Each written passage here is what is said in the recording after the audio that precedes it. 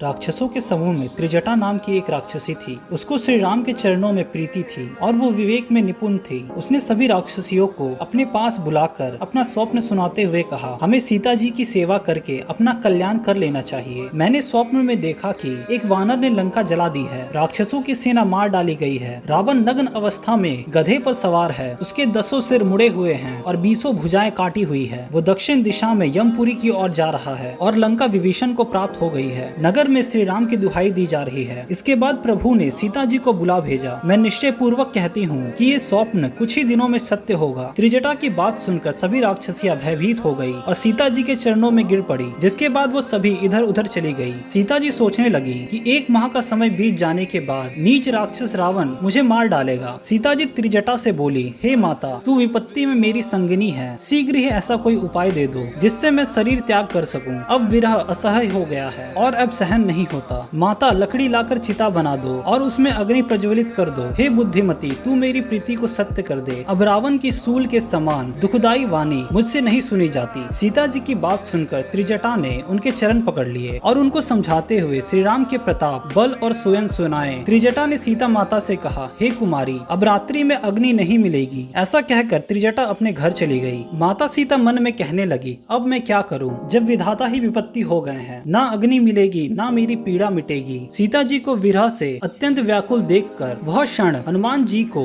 कल्प के समान प्रतीत हो रहा था। हनुमान जी ने हृदय में विचार करते हुए सीता जी के सामने अंगूठी डाल दी। सीता जी ने यह जानकर कि अशोक ने अग्नि दी है तो हर्षित होकर उसे हाथ में उठा लिया। सीता जी ने राम नाम से अंकित अत्यंत सुंदर अंगूठी को जब देखा तो वो उसे पहचान कर आश्चर्यचकित हो गई। लेकिन इसके बाद क्या हुआ जानते हैं अगले एपिसोड में। तब तक के लिए कमेंट में जय श्री राम जरूर लिख दें और चैनल को सब्सक्राइब करके वीडियो को लाइक जरूर कर दें।